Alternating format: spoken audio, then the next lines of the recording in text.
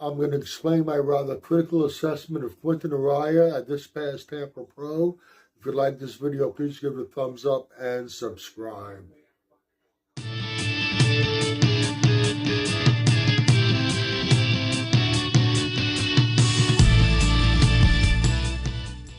I was pretty critical of Quinton Eriya when I did my wrap-up of the Tampa Pro. He placed second. I know some people thought he should have won. I personally might have placed him a little lower. And that's not a knock on Quinton.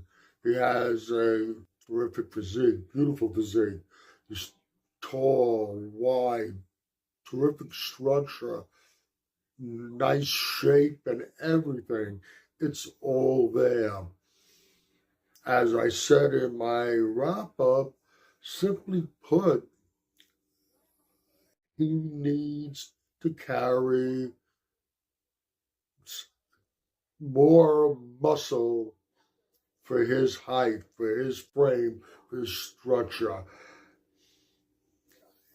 He right now, when you look at Quinton, it's like Samson Dauda a few years back, the way Samson Dauda was before he exploded with muscle growth.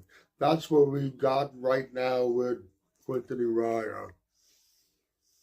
Good thing for him is that he's in his upper 20s, 28, maybe 29, so he's young. So he's not in a rush. He has time to reach his potential, and there's a lot of potential there. I said it in the previous video when I wrapped up the show. I think at the very least, he needs, at the very least, 10 pounds of quality muscle to be competitive in the biggest shows. Right now, he plays second. He wants to go to Olympia. He's doing Texas Pro. We're going to have pretty much the same lineup as we had here in Tampa. I think there's a few more added to the lineup than we had at Tampa, but for the most part, it's the same lineup. Maybe can fill out a little more, keep the body tight with his conditioning. He might pull off a win and actually qualify for the Olympia. I hope he does. He seems like, when you hear him on interviews, he seems like a very likable person. And I just like to see what he looks like standing next to the best of the best. It'll be a struggle either way. I think he could make if he does get to the Olympia, I think he could make the top 10, a little filled out from what he showed just now with conditioning, his shape, structure, and all those nice things might get him into that top 10. I don't see him by any means being really competitive at the Olympia. At least we're talking about this year's Olympia. We don't know if he's going to be there. He has to win the show to get there. Whether he gets to the Olympia or not, right after that time, the Olympia comes and goes.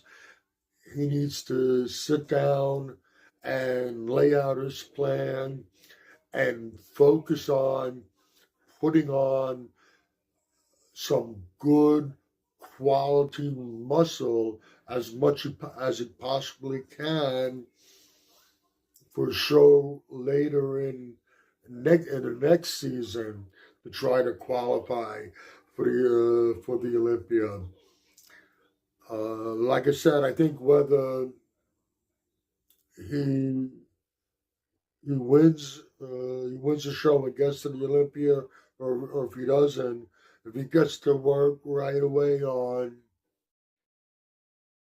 putting on more size for a show later in the year for the next season, he might be able to get that enough muscle to be competitive at the upper end of the top 10. But once again, he's still young and he has plenty of time.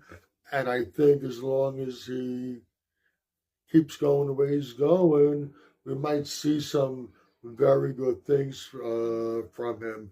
And let me give him some props. We all know the story about him and Matt Jansen, what happened, what transpired. Quinton has taken control of his prep. I'm sure he has some people that he at least gets an opinion from along the way. But for the most part, as far as we know, he is handling his own prep, and it looks like he did a good job. We got to give him a lot of credit for that. Not too many guys out there competing these days do take care of their own prep.